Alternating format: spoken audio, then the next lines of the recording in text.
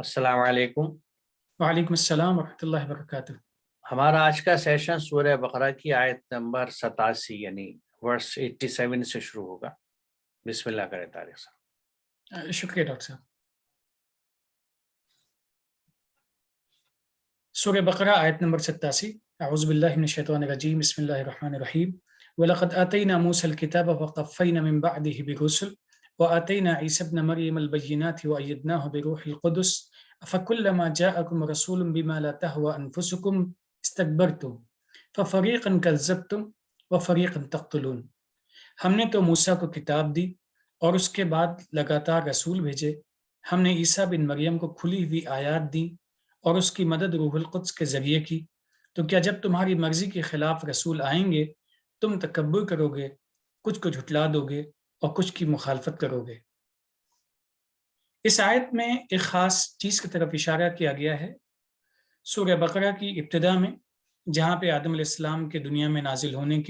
کا ذکر ہے، وہاں پہ اللہ تعالیٰ کی طرف سے ایک بات بھی کہی گئی تھی کہ جب تم دنیا میں جاؤ گے تو جو تمہاری نسلیں آئیں گی انسانوں کے پاس میں، تمہارے پاس میں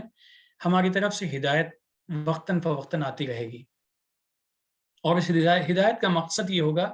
کہ جو پچھلا بھولا ہوا سبق ہے، جو پہلے آئی ہوئی ہدایت ہے، اس کو جب انسان بھلا دیتا ہے اس کے بعد میں دوبارہ سے یاد دہانی کے لیے، دوبارہ سے بتانے کے لیے اور پچھلی سبق کو پھر سے یاد کروانے کے لیے یہ ہدایت کا سلسلہ جاری رہے گا۔ اس کو ٹیکنیکل ٹرمز میں ہم کہہ سکتے ہیں رسول، اور رسول کے ساتھ ساتھ جو کتابیں آسمان سے آتی ہیں، اور جس کی طرف پہلے بھی متقین کی صفات میں بات آ چکی ہے کہ آسمان سے جو کتابیں نازل ہوئی ہیں ان کتابوں پر ایمان بھی ایک بنیادی شرط ہے۔ اب یہ ہے کہ ایک وقت گزرنے کے بعد میں ایک نئی کتاب، ایک نیا رسول، ایک نئی کتاب، ایک نیا رسول، اور پھر آخر میں یہ سلسلہ جب تھمتا ہے تو قرآن مجید سامنے ہے۔ یہاں اس میں دو الفاظ ہیں، بلکہ ایک خاص لفظ ہے، استکبرتم، کہ تم لوگوں نے تکبر کیا، حالانکہ اس سے پہلے تمہارے پاس میں موسیٰ علیہ السلام، ان کو بھی ہم نے بھیجا ہے، عیسیٰ کو بھیجا ہے، اور پے در پے لگاتار کنٹینیوسلی بہت سارے لوگ آئے ہیں وقتاً فوقتاً، یعنی نبوت کا سلسلہ منقطع نہیں ہوا ہے، 1 2 3 مختلف لوگوں کو اللہ نے بنا کر بھیجا ہے۔ لیکن انسان کی پریشانی کیا ہے کہ انسان جب تکبر کا شکار ہو جاتا ہے، یہ بھی ایک انسان کے مزاج کی طرف اشارہ ہے کہ انسان جب تکبر کا شکار ہو جاتا ہے، صحیح بات کو سمجھتے ہوئے بھی وہ قبول کرنے کی صلاحیت اس میں ختم ہو جاتی ہے۔ اور اسی طرف اس آیت کے آخری حصے میں اشارہ ہے کہ فَكُلَّمَا جَاءَكُمْ رَسُولٌ بِمَا لَا تَهْوَىٰ أَنفُسُكُمْ اسْتَكْبَرْتُمْ، جب تمہاری مرضی کے خلاف کچھ چیزیں آئیں تو تم نے تکبر کا شکار ہو گئے، اور اس کے نتیجے میں یہ ہوا کہ تم نے کچھ کو جھٹلا دیا اور کچھ لوگوں کی جو اچھی باتیں تھیں ان کی تم نے مخالفت کی۔ یہ ہمارے لیے ایک گائیڈنس ہے کہ ہمیں ایسا نہیں کرنا چاہیے۔ دیکھیے، جب یہ بات کہی جا رہی ہے کہ لگاتار رسول بھیجے، تو یہ ثابت کرتی ہے کہ بنی اسرائیل کس حد تک مستقل مخالفت و تکذیب کرتے رہے۔ کتابیں بدلی، احکامات بدلے، اسی لیے مستقل، یعنی ان کی روش جو تھی وہ اپنی جگہ تھی، بار بار رسول بھیجے گئے۔ اور دو باتیں یہاں پہ ہیں، ایک تو یہ کہ رسول آپ کی مرضی کے خلاف آئے، تو یہ مرضی سے مراد یہاں پہ دو چیزوں کی ہو سکتی ہے۔ ایک تو یہ کہ آپ کی قوم، آپ کی نسل کا رسول آئے، اگر کوئی دوسرا آتا ہے تو آپ اس کو مانیں گے نہیں، وجہ وہی تکبر ہے کہ نہیں ہم بہتر ہیں، ہم چنے ہوئے لوگ ہیں، ہم پہ فضل ہے اللہ کا، اور جو ہم میں سے نہیں آیا اس کو ہم مانتے نہیں، فار واٹ ایور ریزن۔ دوسری چیز یہ ہو سکتی ہے کہ وہ رسول جو اللہ کا پیغام لے کے آیا، جو اللہ کی ہدایت لے کے آیا، تو وہ ان لوگوں کے مفادات سے ٹکراتی تھی، اور رسول ظاہر یہ کر نہیں سکتے تھے کہ ان کے کہنے کی وجہ سے اس میں تبدیلی کر لیتے یا ترمیم کر دیتے، ترمیم و تنسیخ کر لیتے۔ اللہ کا حکم جو تھا وہ قوانین کے تحت ہوتا ہے اور اس میں تبدیلی نہیں ہوتی، تو وہ اگر مرضی کے خلاف ہوتا ہے تو پھر وہ تکبر کی وجہ سے ان کی مخالفتیں کرتے ہیں۔ اور یہاں یہ مخالفتیں دو طرح کی ہیں جس کا ذکر بھی کیا جاتا ہے کہ فریقاً کذبتم، کسی کو انہوں نے جھٹلایا، و فریقاً تقتلون، کہ کسی کو جھٹلا دیا اور کسی کو ان کی مخالفت کری، کوشش کری ان کی باتوں کو بے اثر کرنے کی۔ یہاں ایک ممکنہ چیز جو دکھتی ہے وہ یہ ہے کہ جن نبیوں کو یا جن رسولوں کو طاقتور جماعت نہیں ملی ان کو تو یہ بالکل کنارے ڈالتے تھے، جیسے حضرت لوط علیہ السلام کا معاملہ ہے کہ ان کو تو بالکل تکذیب کر رکھی ہے، کوئی بات ہی نہیں سنتی ان کی۔ جن کو کچھ مضبوط جماعت ان کے ساتھ آ گئی جیسے حضرت عیسیٰ کے ساتھ، تو ان کے ساتھ یہ باقاعدہ لڑائیاں لڑتے تھے، ان کی مخالفتیں کرتے تھے، ان کے ساتھیوں کو قتل کرنے کی کوشش ہوتی، نہیں ان کو دبایا جاتا تھا کہ ان کی بات کو کسی طرح پیچھے ڈالیں، نکار دیں، ان کی پوری مخالفت کریں، دشمنیاں کریں۔ جو ذکر بھی ہے سورہ صف میں کہ کس طرح بنی اسرائیل کے ساتھ حضرت عیسیٰ کی لڑائی ہوئی اور اس کے بعد اس میں وہ فتح یاب ہوئے۔ تو دونوں طرح کی مخالفتیں یہ کرتے تھے، اور یہاں میں اس بات کی پھر وضاحت کر دوں جو بار بار ہم کئی ویڈیوز میں جہاں جہاں یہ لفظ آیا ہے کر رہے ہیں کہ قتلہ کا مفہوم قاف تے لام کے مادے کے حساب سے محض ہلاک کرنا نہیں ہے،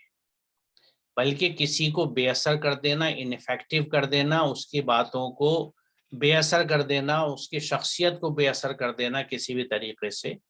اس کو بھی قتلہ کہا جاتا ہے۔ تو یہاں پہ یہ چیز ذہن میں رکھنی چاہیے ہمیں کہ کس حد تک بنی اسرائیل کی یعنی تکبر کی انتہا تھی، نسلی تعصب و تکبر بھی،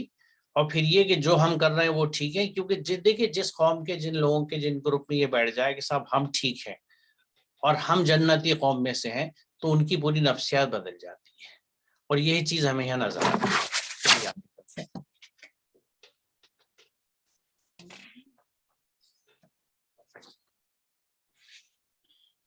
اس میں نفسیات کے تعلق سے یہ ایک عام مزاج ہی بن جاتا ہے، جب کسی ایک نفسیات پہ ہم فوکسڈ ہوتے ہیں تو وہ ہمیں بہت مرتبہ صحیح راستوں سے روکنے والی چیز بن جاتی ہے۔ جی اور اس میں ابھی جب ہم آخری اس کے بعد والی آیت دیکھتے ہیں، وَقَالُوا قُلُوبُنَا غُلْفٌ بَلْ لَعَنَهُمُ اللَّهُ بِكُفْرِهِمْ فَقَلِيلًا مَا يُؤْمِنُونَ، انہوں نے کہا ہمارے قلب غلاف میں ہیں، بلکہ اللہ نے ان کے انکار کی وجہ سے ان پر لعنت بھیجی کہ بس تھوڑے سے لوگ ایمان لاتے ہیں۔ پچھلی آیت تھی، وہاں بھی لفظ تکبر کا استعمال کیا گیا تھا، اور یہاں اس آیت میں جو ہم دیکھتے ہیں یہاں پہ وَقَالُوا قُلُوبُنَا غُلْفٌ، خود ہی اس بات کو اس جملے کو اپنی زبان سے کہہ رہے ہیں کہ ہمارے دلوں پہ پردے پڑ گئے ہیں، ہمارے دل غلاف میں چلے گئے ہیں اور ہم کچھ سمجھ نہیں پائیں گے تمہاری بات کو۔ یہ بھی نتیجہ ہے، ریفلیکشن ہے تکبر کا، کہ جب انسان تکبر کا شکار ہوتا ہے تو لاکھ اس سے یہ بات سمجھائی جائے کہ جس راستے پہ آپ ہیں شاید وہ غلط ہو یا وہ غلط ہی ہے، دوسرا آپشن بھی دیکھ سکتے ہیں، کچھ اور بھی ایکسپلور کر سکتے ہیں، لیکن وہاں پہ چونکہ مزاج بن چکا ہوتا ہے، اس لیے اس مزاج کی وجہ سے اچھائی کو ہم نکارتے ہیں اور برائیوں کی طرف چلتے چلے جاتے ہیں۔ اور جیسا کہ ابھی آپ نے فرمایا، یہ بھی ایک بہت بڑا انسانی نفسیاتی مسئلہ ہے کہ اگر ہم یہ ازیوم کر لیں، پہلے سے اپنی خود سے تصورات میں لے آئیں کہ ہم عمل کریں نہ کریں، بس کچھ زبان سے ادا ہو گیا تو ہمارے لیے جنت لازمی ہو گئی اور باقی چیزیں مائنس میں چلی جائیں، تو یہ بھی بہت ہی نفسیاتی مسئلہ ہے۔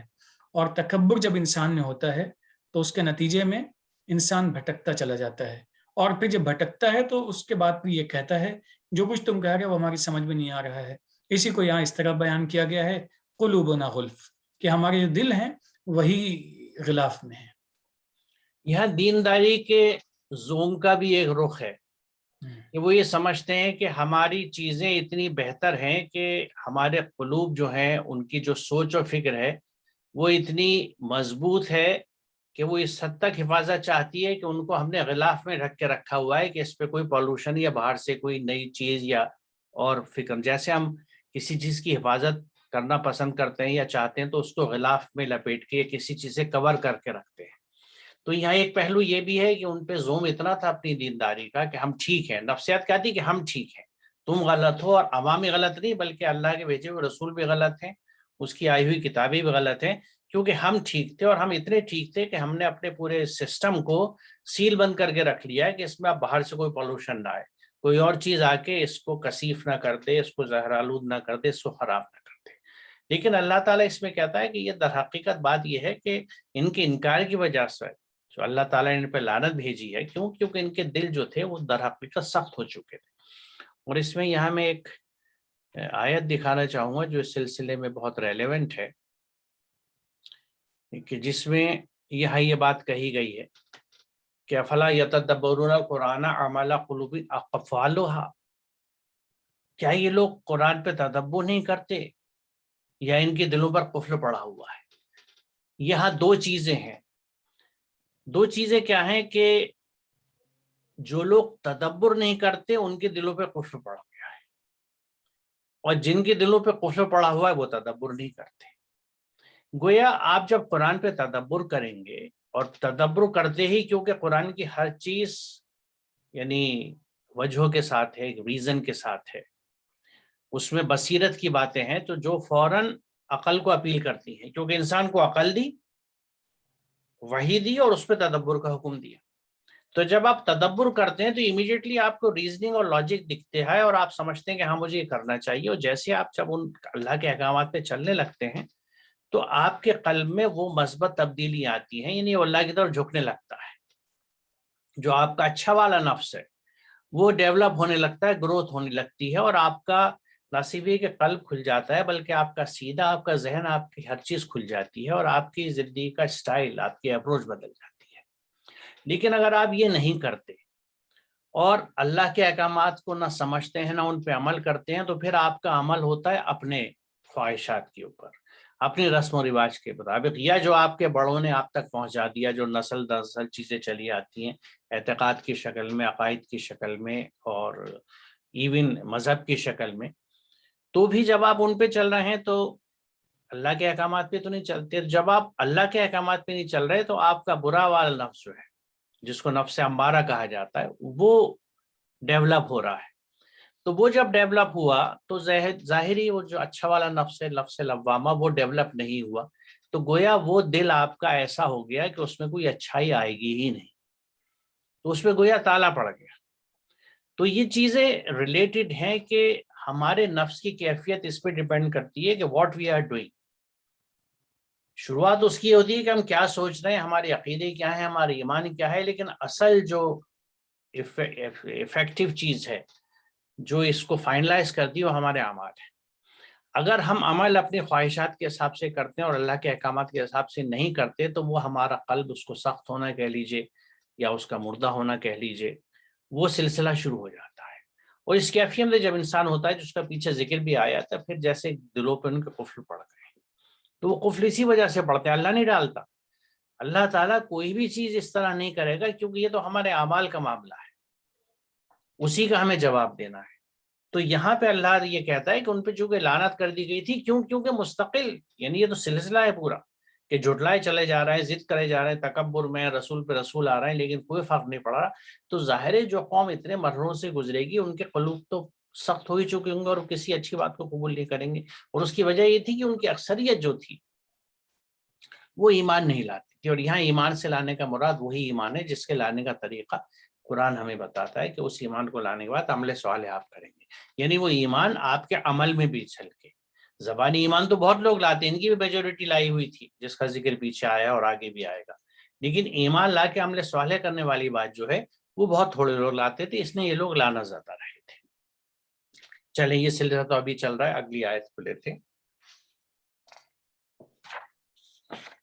وَلَمَّا جَاءَهُمْ كِتَابٌ مِّنْ عِنْدِ اللَّهِ مُصَدِّقٌ لِمَا مَعَهُمْ وَكَانُوا مِنْ قَبْلُ يَسْتَفْتِحُونَ عَلَى الَّذِينَ كَفَرُوا فَلَمَّا جَاءَهُمْ مَا عَرَفُوا كَفَرُوا بِهِ فَلَعْنَةُ اللَّهِ عَلَى الْكَافِرِينَ. اور جب ان کے پاس اللہ کی طرف سے ایک کتاب آئی جو ان کے پاس موجود باتوں کو صحیح بتاتی ہے، اور اس کے آنے سے پہلے وہ کفر کرنے والوں کے خلاف کامیابی چاہتے تھے، جب وہ چیز آ گئی جسے وہ پہچانتے ہیں اس کا کفر کر بیٹھے. کفر کرنے والوں پر تو اللہ کی لعنت ہے. اس سے پہلے آیت نمبر 87 میں یہ بات آ چکی ہے کہ اللہ تعالیٰ نے پے در پے مختلف اوقات میں مسلسل ایک سلسلہ ہے نبیوں رسولوں کا اللہ نے بھیجے ہیں انسانوں کی ہدایت کے لیے، اور انہی کے نقوش، انہی کی ہدایتیں، انہی کی لائی ہوئی کتابوں کا علم لوگوں کے پاس پہلے سے موجود تھا. اور لیکن جب اس کے پاس میں ایک لیٹسٹ ورژن آ گیا اس کا قرآن کی شکل میں، تو اس کا کفر کر بیٹھے. یہ بھی انسانی مزاج کی طرف اس میں اشارہ ہے کہ علم کا نہ ہونا یہ مسئلہ نہیں ہے. علم ہے اور صحیح علم موجود ہے، لیکن اگر تکبر کا شکار انسان ہو گیا تو پھر سے وہ نئی جو اس کا لیٹسٹ ورژن ہے اس کو قبول کرنے میں، جو ہدایت ہے اس کو لینے میں وہ پیچھے ہٹ جاتا ہے۔ اور جب انسان حالانکہ جانتا ہے، وہ جیسا کہ قرآن کی آیت میں اشارہ ہے، فَلَمَّا جَاءَهُم مَا عَرَفُوا كَفَرُوا بِهِ، جس چیز سے وہ پہلے سے واقف تھے، ان کو یہ علم تھا کہ اس کا کوئی لیٹسٹ ورژن آنے والا ہے، لیکن پھر بھی اس کا انکار کر بیٹھے۔ اب اگر ہمارے پاس میں جو کتاب موجود ہے اس کا انکار ہم کر دیں تو ہمارا کیا حشر ہوگا؟ جن لوگوں کے پاس میں اس وقت میں یہ کتاب نازل ہوئی تھی، آئی تھی، ان لوگوں نے اسے قبول نہیں کیا، تو ان کے سلسلے میں اللہ کہتا ہے فَلَعْنَةُ اللَّهِ عَلَى الْكَافِرِينَ، جن لوگوں نے اس کتاب کو ماننے سے انکار کر دیا ان کے اوپر اللہ کی لعنت ہے۔ اگر ہم بطور شخص یا بطور جماعت قرآن کے ساتھ تعلق کا دعویٰ کرتے ہیں،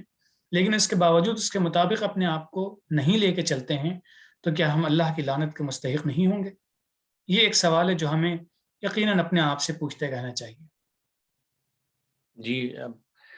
بالکل ٹھیک کہا آپ نے، کیونکہ یہاں اس بات کا اشارہ کیا گیا ہے کہ جو کتاب ان کے پاس تھی اس میں ذکر تھا اس کا، اور اگر اس کو آپ دیکھیں تو سورہ الاعراف کی آیت نمبر 157 میں 157 اس بات کا ذکر ہے کہ تورات اور انجیل میں نبی کا ذکر موجود ہے۔ دیگر جگہوں بھی اس بات کا ذکر ہمیں ملتا ہے، تو اس کو معلوم تھا ان لوگوں کو کہ اس کے بعد ایک نبی آنے ہیں، ان پہ کتاب آنی ہے، لیکن وہی اپنا گھمنڈ کہ نہیں جو ہم کر رہے ہیں وہ ٹھیک ہے، یہی طریقہ ٹھیک ہے، اور اس کے بعد جو کتاب آئی تھی اس کا انہوں نے انکار کیا، اور اس کو یعنی کفرا کا لفظ آیا ہے تو ظاہر ہے اس سے انکار بھی کیا، اس کو پیچھے ڈالا، اس کو چھپایا، اس کو ڈھکا، کسی بھی طرح سے اس کے احکامات آگے نہ آئے۔ اب یہاں دیکھیے جیسا آپ نے کہا، میں بھی اس بات پہ تھوڑی سی یعنی ایمفیسس دینا چاہوں گا کہ ہمیں یہ خیال رکھنا چاہیے کہ ہم قرآن کو اللہ کی کتاب مانتے ہیں، وہاں پہ ہم ٹھیک ہیں، ہم اس کو پوری عقیدت اور عزت اور احترام دیتے ہیں، وہ بھی بات ٹھیک ہے، وہ اس کا حق ہے، ڈیزرو کرتی ہے، لیکن اس قرآن کے احکامات سے ہم واقف نہیں ہیں کیونکہ سمجھ کے نہیں پڑھتے، اور جب واقف نہیں ہیں تو اس پہ عمل بھی نہیں کرتے۔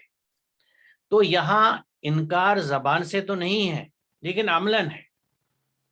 کیونکہ ہم زبان سے تو نہیں کہتے کہ قرآن اللہ کا پیغام نہیں ہے، اللہ کا کلام نہیں ہے، اللہ کا حکم نہیں ہے، کتاب ہدایت نہیں ہے اور ہم اس پہ نہیں چلیں گے، لیکن اس پہ چلتے بھی نہیں ہیں۔ تو یہ کیفیت اسی کیفیت سے ملتی جلتی ہے، کیونکہ ہم بھی ان چیزوں کو پس پوش ڈال رہے ہیں، پیچھے ڈال رہے ہیں، اور ایسے میں ظاہر ہے پھر اللہ کی لعنت کا ہم شکار ہوتے ہیں۔ جو بھی یہ قوم کرے گی، افراد کریں، جماعت کرے، یا جو بھی لوگ کریں گے، وہ اللہ کی لعنت کا شکار ہوں گے۔ چلے آگے۔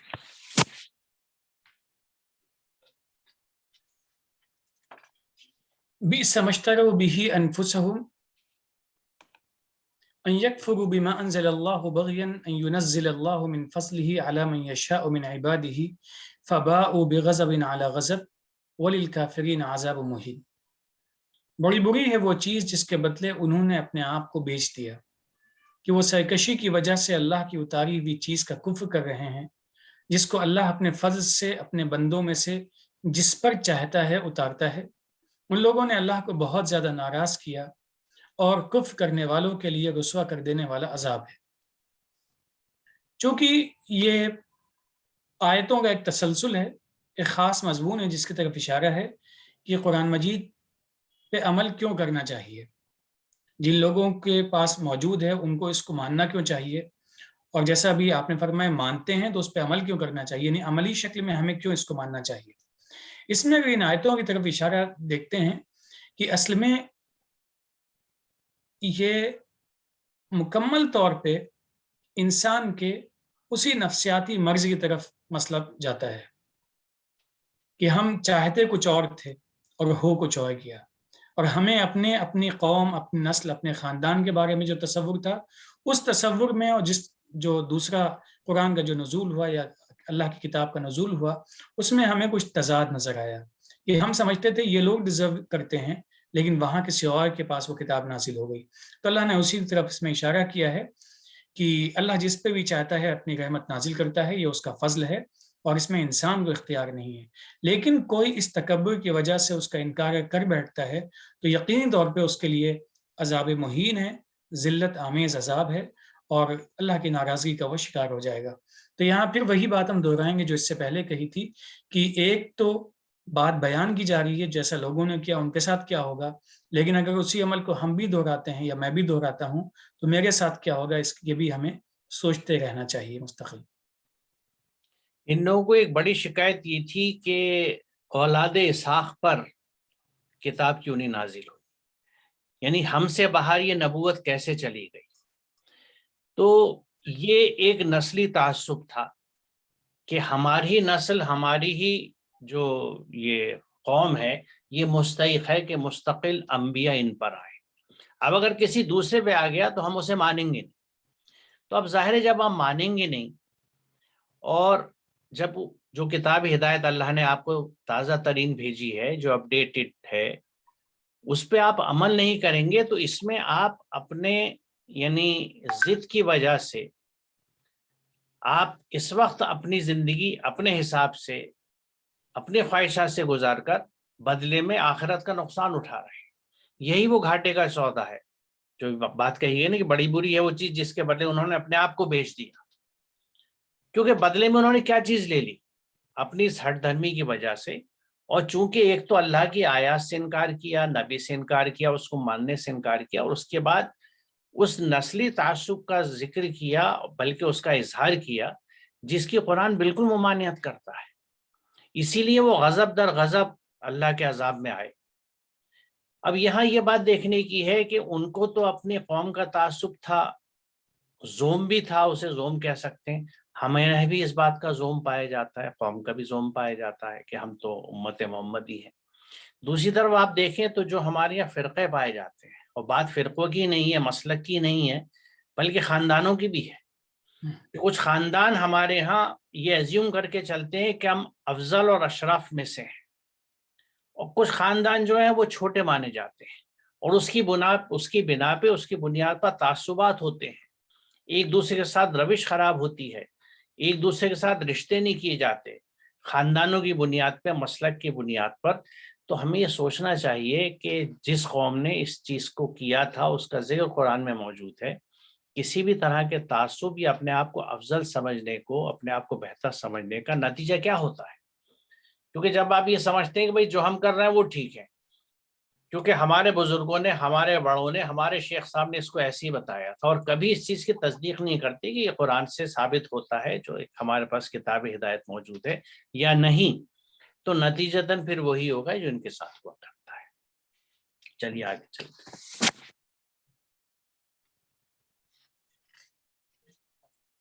وَإِذَا قِيلَ لَهُمْ آمِنُوا بِمَا أَنزَلَ اللَّهُ قَالُوا نُؤْمِنُ بِمَا أُنزِلَ عَلَيْنَا وَيَكْفُرُونَ بِمَا وَرَاءَهُ وَهُوَ الْحَقُّ مُصَدِّقًا لِمَا مَعَهُمْ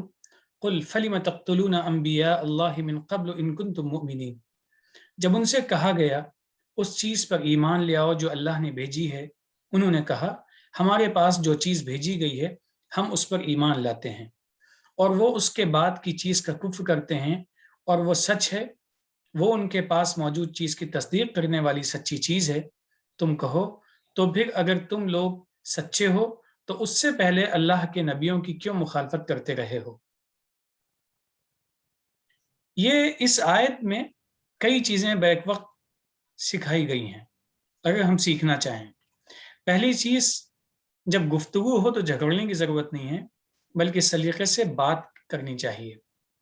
اپنے اپنے دلائل سامنے رکھنے چاہیے۔ اب جس قوم کے سامنے یہ بات کی گئی ہے، جس کے ریفرنس سے یہ بات کی جا رہی ہے، ان کے پاس پہلے سے آسمانی کتاب موجود تھی، اور یہ حقیقت ہے چونکہ اللہ تعالیٰ نے خود قرآن میں واضح کیا ہے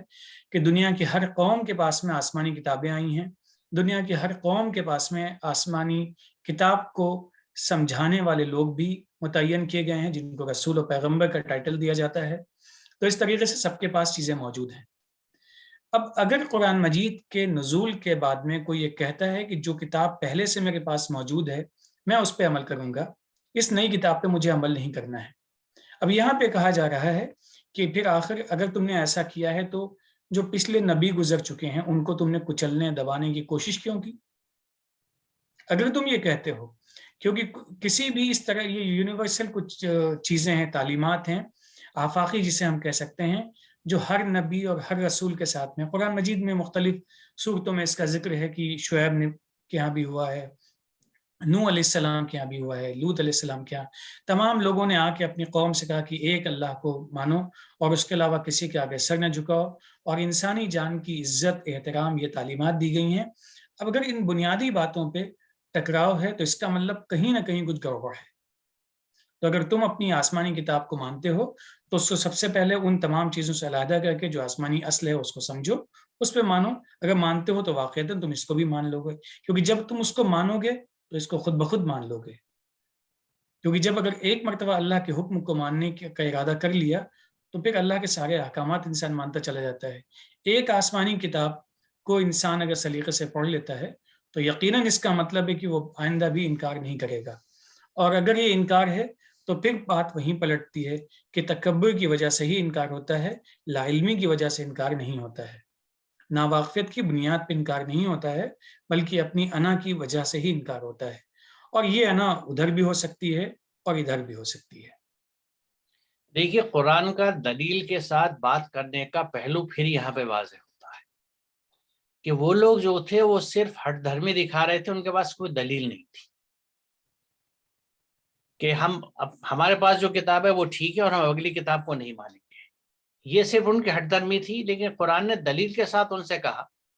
کہ اچھا اگر وہ کتاب ہے تمہاری اور تمہیں بہت عزیز ہے اور تم اس پہ عمل کرتے ہو تو پھر اس کو لانے والے نبیوں کے ساتھ تم نے مخالفت کیوں کری، وہ رویے کیوں کیے جو تمہارے اب تک تھے۔ یہ بہترین دلیل ہے جو کسی بھی عقل رکھنے والے کو سمجھا دے گی، یہی انداز ہے قرآن کا ہمیشہ سے۔ تو یہاں دلیل کے ساتھ بات کہی جا رہی ہے کہ اچھا اگر آپ کو پہلی کتاب پسند تھی اور اسی کو آپ عمل میں لاتے تھے تو پھر اس کو لانے والے نبیوں کی آپ نے مخالفت کیوں کری۔ تو اس لیے یہ بات ذہن میں رکھنی ہے کہ ہمیں کبھی بھی اپنے تکبر، چاہے وہ نسلی ہو یا کسی اور شکل کا ہو، ہمارے دل دماغ قلب و ذہن کھلے رہنے چاہیے حق کو سمجھنے اور پہچاننے کے لیے، اور اللہ کی طرف سے جو بھی کتاب بالحق آئی ہے اس کو نہ صرف سمجھنا ہے بلکہ اس کو عمل میں بھی لانا ہے۔ چلیے اگلی آیت لیتے ہیں، یہ سلسلہ بھی چل رہا ہے۔ وَلَقَدْ جَاءَكُمْ مُوسَى بِالْبَيِّنَاتِ ثُمَّ اتَّخَذْتُمُ الْعِجْلَ مِنْ بَعْدِهِ وَأَنْتُمْ ظَالِمُونَ۔ موسیٰ تمہارے پاس کھلی آیات لائے، اس کے بعد تم نے بچھڑا اپنا لیا، سو تم ظالم ہو۔ قرآن مجید ہی کی بات نہیں ہے، بلکہ اگر یہاں پہ یہ بات کہی جائے آسمانی کتابوں کے اندر جو بنیادی حکم ہے، جس بنیادی بات کی طرف اشارہ کیا گیا ہے یا جس کی طرف دعوت دی گئی ہے، وہ ہے تعالوا الی کلمۃ سواء بیننا و بینکم، ایک ایسی بات کی طرف آ جاؤ جو ہمارے تمہارے درمیان برابر ہے۔ جی تمام آسمانی کتابوں کا ایک بنیادی پیغام ہے کہ اللہ کے سوا، ایک مالک کے سوا، ایک رب کے سوا، اس دنیا کو بنانے والی جو ایک ذات ہے اس کے سوا کسی اور کے آگے سر نہیں جھکے گا۔ یہ بنیادی تعلیم ہے، اور اسی سلسلے میں یہاں بھی اشارہ ہے، چونکہ جس قوم سے براہ راست اس وقت بات ہو رہی ہے وہ حضرت موسیٰ کے متبعین ہیں، اور ان کے پاس بھی پہلے سے آئی ہوئی آیات موجود ہیں۔ ان سے کہا جا رہا ہے کہ تمہارے پاس تو موسیٰ علیہ السلام کے تعلق سے جو ان کے توسط سے جو چیزیں آئی تھی وہ موجود ہیں، پھر اس کے باوجود بھی تم نے عجل کو اپنا لیا، اس بچھڑے کو اپنا لیا۔ تو اس میں دو پہلو ہیں، ایک پہلو تو یہ ہے کہ آخرت کو چھوڑ کر دنیا یا مادیت کو تم نے اپنے اوپر حاوی کر لیا، جیسا کہ اس سے پہلے بھی وضاحت ہوئی ہے۔ دوسرا پہلو یہ ہے کہ تم نے شرک کیا، یعنی مادیت میں اگر ہم لوگ سنجیدگی سے اس بات پہ غور کریں کہ مادیت پہ ہم تکیہ کیوں کرتے ہیں، مادیت ہمارے اوپر حاوی کیوں ہوتی ہے، کیونکہ ہم انسیکیور محسوس کرتے ہیں اپنے آپ کو، فیوچر کو، اس لیے فیوچر پلاننگ کی خاطر ہم اپنے آپ کو سیکورٹی پرووائڈ کرتے ہیں کہ ہم پہلے سے یہ کر لیتے ہیں تو ہمارا فیوچر سیف اینڈ سیکیور ہو جائے گا، اور یہ ہم بھول جاتے ہیں کہ جس اللہ نے حکم دیا ہے کہ جو بھی تمہارے پاس اپنی بنیادی ضرورتوں کے علاوہ جو چیزیں ہیں خرچ کرو، وہی ہمارا ذمہ دار ہے بعد میں بھی اور ابھی بھی، اور جس نے ابھی دیا ہے اسی نے ہم کو بچپن میں جب ہم بہت چھوٹے تھے اس وقت پالنے اور پوسنے کا انتظام بھی اس نے کیا تھا۔ تو مادیت بھی اپنے آپ میں گویا کہ ایک طرح کا شرک ہے، کیونکہ ہم اس بات کو قولی طور پہ نہ صحیح لیکن عملی طور پہ کم از کم اس کا اظہار کرتے ہیں کہ ہم خود اپنی پلاننگ، فائنینشیل سیکورٹی اور سیفٹی کی بات کر رہے ہیں۔ ہاں ایک طرف ہے، اس کی بھی تھوڑی سی وضاحت کر دیں ابھی ہاتھوں ہاتھ، کہ لا تنسى نصیبک من الدنیا، کہ دنیا کا جو تمہارا حصہ اس کو بھولنا مت، اور بھی اشارے ملتے ہیں کہ اپنے ہاتھ کو مکمل بھی مت پھیلا دو، مکمل سمیٹ مت لو. دنیا سے کٹنے کی بات نہیں کی جا رہی آسمانی کتابوں میں، اور قرآن میں خاص طور پہ ان چیزوں کو اور وضاحت کر دی گئی. سب کے حقوق ہیں، اور اسی لیے جب اپنی ضرورتیں پوری ہو جائیں تو اس کے بعد میں یسألونک ماذا ينفقون قل العفو. تو یہاں پہ بچھڑے کا ذکر کر کے گویا کہ اس طریقے سے دو چیزوں کو نکار دیا گیا ہے کہ اللہ کے ساتھ شرک نہیں کرنا، اور شرک کی جو ایک خاص شکل ہے مادیت، اس کا بھی تم شکار مت ہونا. جی دیکھیے، اس میں اہم بات ایک یہ بھی نوٹ کرنے کی ہے کہ جس طرح قرآن کی آیات کے لیے بینات کا لفظ استعمال ہوا ہے، حضرت موسیٰ کی کتاب کے لیے بھی استعمال ہوا، یعنی اللہ کے پیغامات جب بھی آئے وہ کھلے ہوئے تھے، ان میں کچھ ٹیڑھ نہیں تھی، کوئی گجلک پنا نہیں تھا، بہت ہی ان ڈیپ چیزیں چھپی ہوئی نہیں تھیں، یعنی کچھ ظاہری اور باطنی معنی والی بات جو ہوتی ہے، ایک دم چیزیں صاف تھیں تاکہ لوگ سمجھ سکیں، کیونکہ اللہ کا مقصد جو تھا، جو پیغام تھا، جو آپ نے بھی ذکر کیا تھا کہ شروع میں سورہ بقرہ میں جو آیا تھا، جو اللہ تعالیٰ نے جب آدم کو نیچے بھیجا کہ ہماری طرف سے جو بھی ہدایت پہنچے، تو اللہ تعالیٰ جب ہدایت بھیج رہا ہے اور بندوں کو ہدایت وہ چاہتا ہے، نعوذ باللہ وہ کوئی سیاست تو نہیں کر رہا جیسے انسان کرتے ہیں، تو وہ بندے کے حساب سے کھلی ہوئی چیزیں بھیجے گا تاکہ ہر بندے کے سمجھ میں آ سکے اور ہدایت کو پا سکے. تو حضرت موسیٰ کو بھی کھلی ہوئی چیزیں دی گئی تھی. تو جب وہ کھلی آیت دی گئیں، اور کھلی آیت دینے کا مطلب کیا ہے کہ وہ ہر انسان کی عقل کی دسترس میں تھی، کیونکہ جس خالق نے انسان کو بنایا اس کی عقل فہم بنائی، اسی نے ان آیات کو بنایا. تو یہ ہم نہیں کہہ سکتے کہ صاحب ہماری عقل سے بعید کی چیز تھی، دور کی چیز تھی، it was beyond over comprehension, ہم سمجھ نہیں سکتے تھے. جس دور میں جو کتاب بھیجی گئی تھی وہ اس دور کے انسان کے ذہن میں رکھتے ہوئے بھیجی گئی تھی، اور اس کو بھی ہمیں ذہن میں رکھنا چاہیے. آگے انشاءاللہ اس پہ گفتگو ہوگی جب مناسب کوئی اس کی صورت سامنے آئے گی، کہ جب انسان اپنی یعنی عقل کی اس نہج پہ پہنچ گیا کہ وہاں اس کی عقل بہتر اور واضح شکل میں آ گئی، ایک طرح سے پرفیکٹ ہو گئی، تو وہاں پہ اللہ تعالیٰ نے اپنا دین بھی مکمل کیا، اور یہ کمپلیٹ کتاب بھیج کے یہ پروسیس بند کر دیا گیا کہ اب for all times to come ہر وقت کے لیے کتاب ہدایت موجود ہے. اور اب جو انسانیت جس نہج پہ چل رہی ہے، جس انٹیلیجنس کے ساتھ یہ انسانیت چل رہی ہے اور قیامت تک چلے گی، اس کے لیے اس کتاب میں سولوشنز موجود ہیں، گائیڈنس موجود ہے ان کے لیے جو اس کو لینا چاہے، سمجھنا چاہے. اور this was an address for the entire humanity, پوری انسانیت کے لیے بات کہی گئی تھی، صرف مسلمانوں کے لیے نہیں کہی گئی تھی. لیکن ہاں یہ ضرور کہا گیا تھا کہ جو اس راستے کو قبول کر کے اس پہ چلے گا اسی کے لیے ہدایت اس میں ہے، کیونکہ نیچرلی اگر آپ اس راستے پہ نہیں چلیں گے تو پھر وہاں کی ہدایت کس کام کی آپ کی.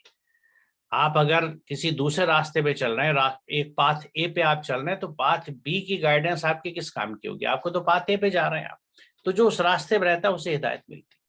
تو جب یہ کھلی آیتیں ہونے کے باوجود بھی موسیٰ کی قوم نے ان پہ عمل نہیں کیا، یعنی ان کو چھوڑ دیا، تو نیچرلی جیسا موسیٰ کے ساتھ نہیں بلکہ ہر انسان کے ساتھ ہوا ہے، ہر دور میں ہوا ہے، اور آج ہمارے ساتھ ہوتا ہے کہ اگر ہم وحی پہ نہیں چلتے، اللہ کی ہدایت پہ نہیں چلتے، تو اہوا پہ چلتے ہیں، اپنے ڈیزائرز پہ چلتے ہیں، اپنے خواہشات پہ چلتے ہیں.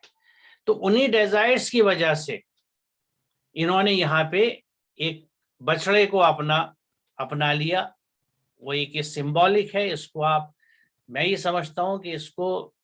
کچھ اور سوچنے کے بجائے یہ سمجھنا چاہیے کہ یہ ڈیزائرز کو انہوں نے، اور اس ڈیزائرز میں یقیناً سپریم جو تھی وہ مال کی ڈیزائر ہوتی تھی، مادیت ہوتی تھی، میٹرولزم ہوتا تھا، کیونکہ انسان کا نفس جو ہے وہ مائل اسی طرف ہوتا ہے کہ مادیت کی زندگی، اچھی زندگی، آرام دہ زندگی، جو تصورات سماج میں چاروں طرف پھیلے ہوئے ہیں، جو اکثریت بھٹکی ہوئی ہے اور ان کی جو پرسوٹس ہیں وہ میٹریلسٹک ہیں، تو یہ اسی وقت سے چلا آ رہا ہے. تو جب آپ اللہ کی ہدایت چھوڑ دیتے ہیں تو نیچرلی پھر آپ کے پاس یہی ہوتا ہے کہ آپ اپنی ڈیزائرز پہ چلیں، اور جب آپ ایسا کرتے ہیں تو یہ کنکلوڈ کر رہا ہے قرآن کہ آپ نے ظلم کیا ہے،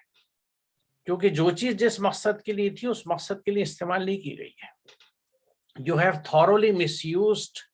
all the resources given to you. جتنے آپ کو وسائل دیے گئے تھے، جو عقل سمجھ دی گئی تھی، جو سینسز دی گئی تھیں، دیکھنے کی، سننے کی، سوچنے کی، ان سب کو آپ نے thoroughly misuse کر دیا، کیونکہ ان میں سے کسی کا بھی صحیح استعمال آپ نے نہیں کیا. اور صحیح استعمال کیا ہوتا ہے کہ اللہ کی آیات کو سمجھتے اور اس پہ عمل کرتے، اور یہی عملی شکر ہوتا، کیونکہ زبانی شکر سے کچھ نہیں ہوتا. جو چیز جس مقصد کے لیے دی گئی ہے اس کو اسی مقصد کے تحت استعمال کرنا آپ کو عملی شکر کراتا ہے۔ اور کون سی چیز کس مقصد کے لیے دی گئی ہے، ظاہر ہے اس کی ہدایت کتاب میں ہی ہمیں ڈسکرپشن ملتا ہے، یہ قرآن ہی ہمیں بتاتا ہے کہ اگر اللہ نے ہمیں عقل دی تو کیوں دی ہے، ہمیں اگر ویژن دیا ہے، بصارت دی ہے اور سینسز دی ہیں تو وہ کس لیے دی گئی ہیں۔ تو اس لیے قرآن سے جب جوڑتے ہیں تو ہمیں یہ باتیں بھی پتہ لگتی ہے کسی چیز کا، جس مثال طور پہ مال اگر اللہ نے ہمیں دیا اور آپ قرآن نہیں پڑھتے تو جیسا آپ نے وضاحت سے بتایا ہمیں پتہ ہی نہیں ہوگا اس مال کا کیا کرنا ہے، تو نیچرلی ہم اپنی خواہشات کے حساب سے خرچ کریں گے۔ آپ کو پاور دی گئی، جو چیز دی گئی اس کا استعمال پھر آپ اپنی حساب سے کریں گے، کیونکہ آپ کے پاس گائیڈنس نہیں ہوگی، اور یہ 100% ظلم ہوگا، یعنی ہم ایک ظلم کی زندگی گزاریں گے۔ اور بہت سے ظاہر ہے اس میں ہماری جو بغاوتیں تھی اس کے ٹائٹل بھی ہم پہ لگیں گے، ہم اس کے مستحق ہوں گے، لیکن یہاں ظلم کے اینگل کو وضاحت دی گئی ہے۔ میرے خیال میں ایک آیت اور لے لیں۔ جی بالکل۔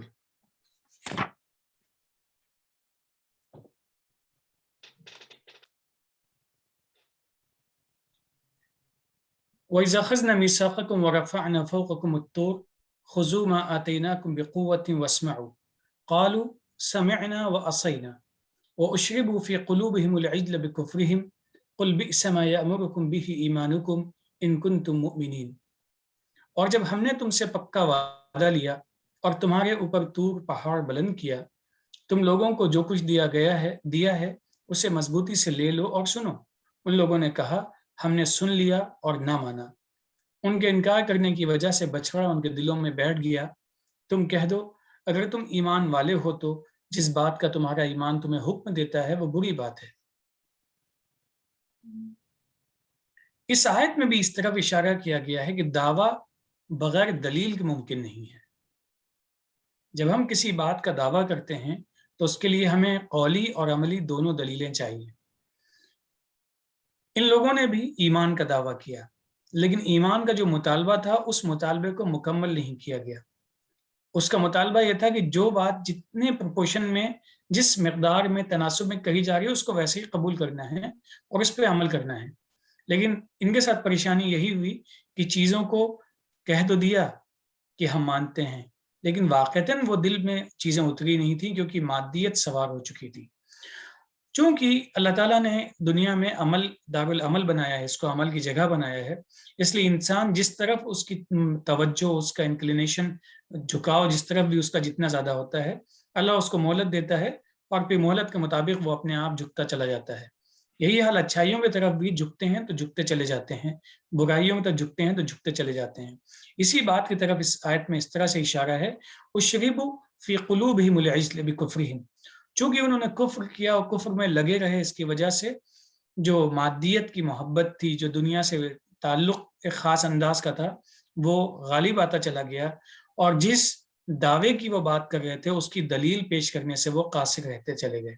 وہ دعویٰ کیا تھا؟ وہ کہتے تھے ہم ایمان لے کے آئے ہیں، اور اسی طرف اشارہ ہے کہ جو تمہارا ایمان ہے اگر تم کہتے ہو تو یقیناً بہت ہی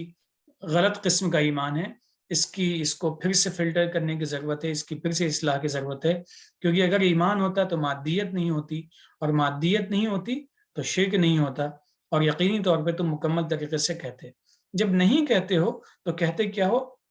یہاں پہ سمعنا و عصینا، ہم نے سن لیا۔ سننے کا مطلب ہوتا ہے کہ جو بات آئی ہے ہم سن رہے ہیں۔ سننا محض کان سے نہیں ہوتا، سننا سمجھنے سے بھی متعلق ہے۔ سننے میں سمجھنا بھی اپنے آپ میں شامل ہے۔